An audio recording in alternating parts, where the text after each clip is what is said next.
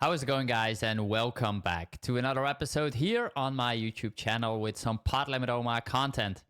Hope you're all doing well and that you are ready to get back into the action with me playing 2 tables of Rush and Cash on GGpoker. If you guys like this content, make sure to give the video a thumbs up, subscribe to my channel if you haven't already, and check out the PLOmastermind.com if you want to learn more about pot limit OMA. We're currently running a summer sale where you can get 25% discount on your membership. So I'll put down a link below to PLOmastermind.com. On the right side, ace 10, 6, 4. I decided to make the call. This is too loose, at least in theory. This should be a fold. If I take a look into the pre-flop solution for this setup against the under the gun raise and a cutoff call, we're only supposed to call 8.6%, which is a very tight and narrow range, right? And if I go to the categories on the top right, filter for unpaired single suited hands, which is the category that I was holding a hand with, looking at the suited ace combinations, we can see that we're only supposed to call 9% with this hand class, which is not very often, right? Now, my hand is part of the disconnected to Broadway cards, which is 99% of the time a fold in this pre-flop solution. So if I filter for this specific hand class, we can actually see that there's only a few combinations that are considered to be a call. But other than that, all these variations are a fold, including ace 10, 6, 4 on the left side. We face a bet and a call at this point with the nut straight. We are happy that we flopped the nut straight, of course, but at the same time, we don't have a ton of backup, basically none. So I decided to just make the call. If you want to raise to get the money in here, think about like how much equity do you have against their stack of ranges and how happy are you to get it in versus 1 or 2 players. And I would say I'm not super happy because if the money would go in, for example, 3-way, we're definitely not doing that great. I do want to bring up this example from PLO Trainer, guys, where there is a straight on the flop, king, queen, jack as well. The suits are a little bit different. And we face a bet and a call. Now, this is a 3-way solution. So again, it's a bit different than the 4-way setup. But the idea is that I'm in position on the button. I face a bet and a call. If I would go to the strength buckets on the top right and I filter for straight, nut straight, which is ace 10, we can actually understand what types of nut straights, in other words, ace 10 combinations, we are raising the flop with. If we have ace 10 with a set, we are supposed to raise. You can see that in red. Also with a 2-pair hand or with a flush draw, we are raising. But if we only have 1 board pair blocker or nothing else basically in our hand, we are most of the time going to call 59% and 72%. And that basically tells us something that if we don't have a ton of backup and we're up against multiple opponents while we're in position, let's just call, see a turn, and take it from there. So I just call and first want to see a turn before deciding if I want to commit more money to the pot. Turn is the blank 8. I decide to bet facing 2 checks. And my opponents are going to fold and we take it down. We are currently running a summer sale for the PLO Mastermind. 25% discount on your first month or a 25% discount on a 6-month membership. Link below in the description. Christopher Frank, a high stakes PLO player, recently won the Triton 100K. He says that the PLO Mastermind is the only program you need to improve your game. Jorrit the Cleaner Van Hove, high stakes PLO, cash and MTT player, is using the PLO Mastermind and PLO Trainer to improve his game. And lastly, also Samuli Sipila is using the PLO Trainer to improve his game. Samuli Sipila recently won 2 high stakes Triton PLO events and he exclusively works with PLO Trainer. On the left side, king 10, 8, 6 versus a limp. I mean, calling is okay. It's not great, especially if the player in the big blind is going to do a lot of raising pre-flop. Then you're better off just folding, I would say. We check, and against a pot size bet, I'm just going to let it go. I think in the small blind against the big blind, guys, you want to be super flexible if you have the chance to steal, just because the big blind usually under 3 bets overfold slightly. So playing a couple more hands, I think, is fine. On the left side, king 10, 9, 8, single suited to the king. This is a clear open raise from under the gun.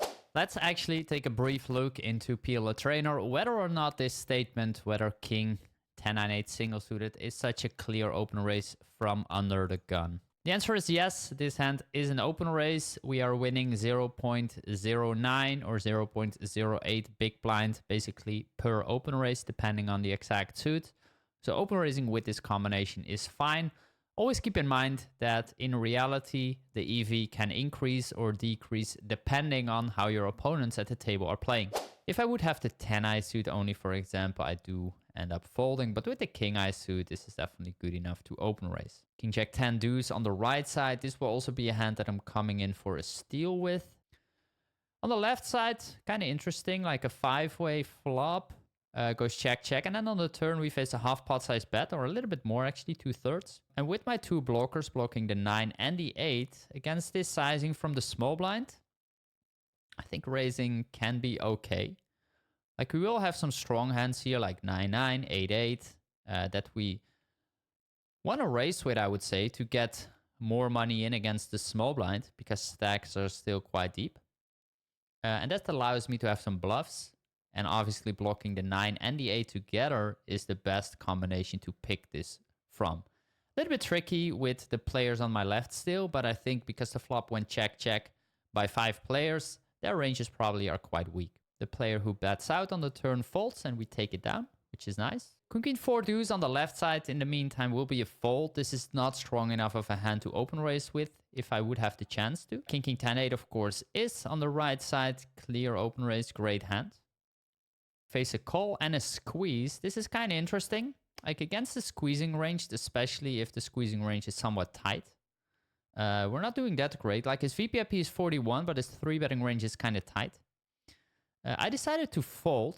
Let's have a brief look into PLO Trainer for this King 10-8 hand. I am in the cutoff. Obviously, King 10-8 is a clear open. No question about that. We have a call by the button and a squeeze from the small blind, and it's back to us. Now, the first thing to keep in mind is that we are supposed to fold very often, 49.4% of the time. This is primarily because the rake is high, but also because we are in the sandwich position, meaning that we have the small blind post flop who will act first and the button who is behind us still, which is not a great scenario to be in. Anyway, let's look at these hands. Is there anything that we can learn? Obviously, on the right side, we have all these aces that are going to come over the top. And when we have the hands that are calling in the middle, for example, King, Queen, double suited, great hand. We have connected high double paired hands, connected double suited high pairs like King, 6-5 double suited is a call. But what about King that is single suited? I wonder what is happening there. Well, we are still calling almost 70% of the time, including all these ace king hands that you can see there. King 10-9, King Jack 10. And that will make me pretty confident actually that King 10-8 is supposed to be a call. Folding is too tight on my hand actually. I was expecting a bit more folding with King, especially being single suited, but it turns out that King 10-8, including other King single suited hands, are actually quite often going to be a call. Only the most disconnected King variations on the left side, you will see all these King variations with a low suit and or disconnectivity. Those are supposed to be a fold. 7-5-3-3 on the right side from the small blind. I remember playing this and I think I'm going to open raise on the right side. Everyone is going to fold. Now, the reason I'm open raising there is because of the big blind. His VPIP is 14, basically telling me that he's very tight, not playing a lot of hands, probably under 3-betting. And therefore, you can get away in the small blind by doing a lot more stealing than you usually do against like a player with a higher VPIP. So I open raise, he folds. And I think that's completely fine. You want to stay flexible with your ranges. Like we have a video in the mastermind, which is called Static Ranges Are the Enemy by Ryan, one of the coaches in the PLO mastermind. And he basically explains the concept of being dynamic, right? Like you want to adjust your ranges based on how your opponents are playing. You don't want to have a fixed strategy in every scenario. And that is because your opponents play very differently from each other and also very differently from how they should play. And if they are making mistakes, you can probably take advantage of that by taking a different line, a higher EVI action basically, than what is, for example, recommended in theory. On the left side, I go for a delayed c-bet and I take it down. And on table number 2, I face a 3-bet 9955, open raise from under the gun. Against a small bet, like we do have to peel once, for sure. Like we have a couple of strong outs to the turn. My opponent will still have some bluffs and we have a good price, so let's call. And look at this beautiful turn, guys. The 9. Turning the nuts. Of course, great news. Let's get the money in. My opponent is never folding if I shove here, I expect. So you just want to get it in here. And on the left side, like 5-4, my opponent will have more. We have more ace-ace. This is a board where I'm not going to bet my entire range. So checking back sometimes with top set is fine. This one is actually a pretty decent candidate to bet because we unblock hearts. So in hindsight, I might like betting more. But against a turn probe, after checking back, I do think it's important to raise here because his sizing basically tells me that he's not having 4-5 because 4-5 will almost always bet larger, I think. So based on the read, I think it's super important to raise there. With all the draws that are still available, you want to get value against that and therefore raise it up. My opponent has ace-jack. On the river, we do have a check, I think, given that there is now a straight on the board with the 4 as well. And my opponent has ace-jack. So we do win a little bit more there by deciding to raise on the turn, basically. I think that's very, very important there to keep that in mind. On the right side, I think I raise it up versus a limp. And on jack 4-4, I would just bet my entire range for a third. It's a very simplified strategy, but on paired boards, it would work fine, I think, against a wide range. We'll get enough folds to make our bluffs profitable, and at the same time, we will get value from all made hands, basically. So it's a very simple strategy. We get called. I decide to double barrel, which is a little bit tricky because we don't have a pair blocker at this point, and we have no equity, basically. But I think doing this every now and then is fine, especially against a wide preflop range, but also the fact that we bet small on the flop, making his range still wider. Like he will still have some jack X on the turn. He will still have some weak 1-pair hands on the turn. And therefore all those hands will fold versus a double barrel. So occasionally barreling there is fine, I think. On the left side, this will be a clear check back. A bear over pair on a medium dynamic board. You just want to pot control and take it from there. And on the right side, I lead out with 3-3. This is a little bit of a, I mean, not necessarily exploitative, but more of a deviation from a theoretical play, I would say. Like my bottom set is not a hand that I'm going to check raise with on the flop, but I do believe that this is a board my opponent will check back fairly often, given his preflop range, having most of the overpairs that don't necessarily connect strongly to this board. So leading out small, basically incentivizing him to having to continue with all his marginal overpairs, getting some value, charging some gut shot basically that might check back. I think it's okay. I think the usual line here would be to just check call on the flop. A quick look in PLO Trainer on Jack 7-5. This is a more dynamic board, but to get a better understanding, I think it's worth to take a look into it. First up, it's interesting that the big blind can lead out 28.8% on this board, which is definitely more draw heavy than Jack 7-3 in the hand itself. A similar hand than I had is 10-10-5-5, so bottom set with a pair of 10s. And even there is a lot of leading, 64.4% of the time. It's fairly mixed, telling us that we could lead or check, make it a bit dependent on your opponent. If we check and face a bet with 10-10-5-5, we are not going to check raise. The hand is not strong enough in that sense to build a pot. So leading out in that sense makes more sense, but if you decide to check, then check calling is correct. What are bottom set hands that are worth check raising? On the right side, if you have a higher pair blocker like a 7 or a jack, check raising makes more sense. Or if you have a straight draw giving more equity to your hand, check raising becomes more of a thing. Otherwise, check calling is the play. Anyway, I lead out small. My opponent folds. And on the left side, I lose against 2 pair, it seems. King 8-6. I decide to open raise on the right. We got a couple of tight players on my left. The big blind is a little bit looser, so I don't expect a ton of fold equity against him. And on the left side, I decide to call. It's not the greatest pair of kings, but my opponent seems to be playing more hands than he should. And on 8-6 deuce, we flop an overpair and a flush draw. I would say on the left side, we can go either way, checking or betting. The reason for checking is because if we get check raised, it's very uncomfortable. If we get check called, we are not too happy on the majority of turns in the rivers to keep building a pot. So we want pot control. On the other side, if your opponent is over folding versus a stab and under check raising, like the bet instantly becomes more profitable because you just will take down the flop very often. And that is not too bad of a result either. I decided to take more the aggressive approach. I get called, my opponent leads out on the turn and on the river. I would say on the turn we still have a call with our flush draw, but on the river, unfortunately, we do have to let it go there. Yeah, in position, like if you know your opponents are over folding versus a stab, you definitely want to bet more hands than you would usually do. And the reason is because a ton of your hands benefit from fold equity. And if your opponents overfold, that's usually good. If they under check raise, that's good for you as well, because it means that you're going to realize your equity better, right?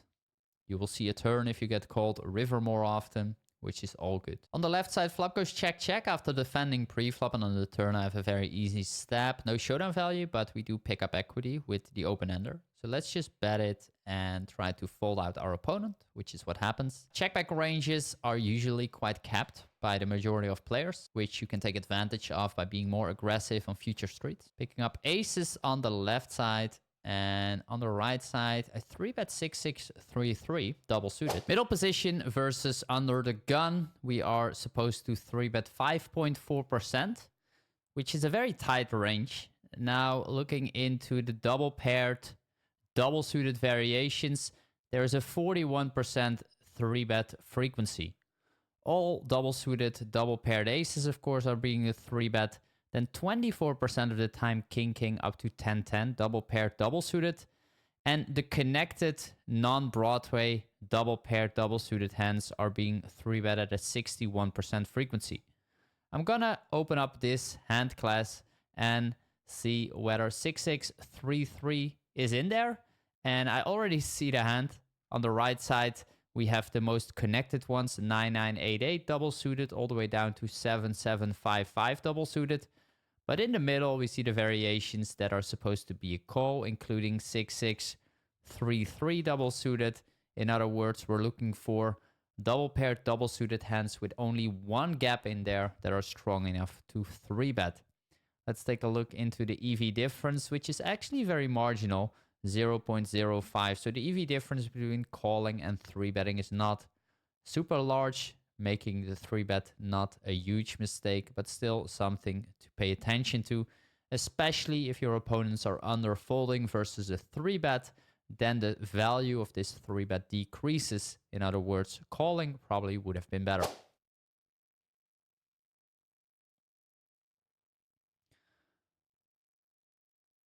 I flop a flush draw and that's about it. It's a great board for my 3-betting range, which is why I decided to bet. I get called. It's not a great turn because the board is suddenly a lot more dynamic. I don't block any of the straights.